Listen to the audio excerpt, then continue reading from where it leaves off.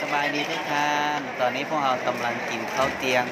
อยู่ที่หอประชุมวายุพัฒน์อันนี้เป็นทีมสปปลาวอย่างเดียวเด้ออันนี้ห้องที่หนึ่งพวกเราจะกินข้าวได้2ห้อง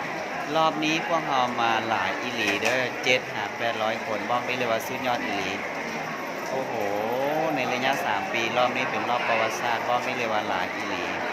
สุดยอดอีหลีสุดยอดอีหลีเดี๋ยวพวกเราติดตามไปเบิ่งห้องที่2ว่ามันจะสุดยอดจังไหนห้องจนบ่มีที่นั่งมีน้องๆเขาเจ้านั่งกินข้าวอยู่ฝ่านี่เบิ่งสุดยอดสุดยอดโอ้โหแซ่บอีหลีเลยแซ่บโอ้โหรอบนี้บอกได้เลยสปปลาวรุ่นห้อง2 ห้องล้นเลยครับล้นเลยวันนี้สปปลาวพี่น้องสปปลาว700 กว่าชีวิตในระยะ2 ปีกว่ารอบนี้เป็นรอบประวัติศาสตร์ในบอล ปีหน้าโอ้โหปีหน้านะครับปีนี้เดือนนี้ก็พลิกประวัติศาสตร์ไปแล้วนะครับพลิกประวัติศาสตร์ไปแล้วแต่ปีหน้านี้รับรองนะครับรับรองน่าจะมีสายที่บินตรงจากอเมริกาใช่ไหมใช่แน่นอนเลยปีหน้าเนี้ยพวกเรานะครับมั่นใจเลยว่าต้องบินไปขยายงานที่สหรัฐอเมริกาแน่นอนเดี๋ยวพวกเราเข้าไปเบื้องห้องที่2ก็มีที่นั่งเลยห้องที่2วันนี้นะครับ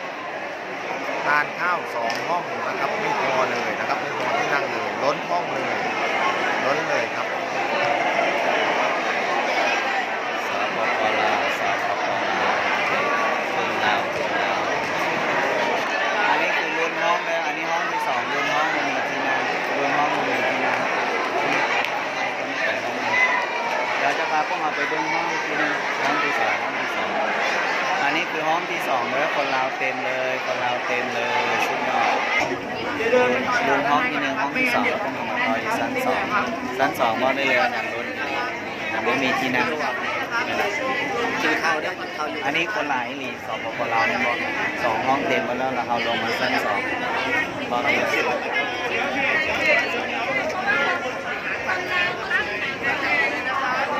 ข้าวพอยสวัสดีครับข้าวเป็นยังไง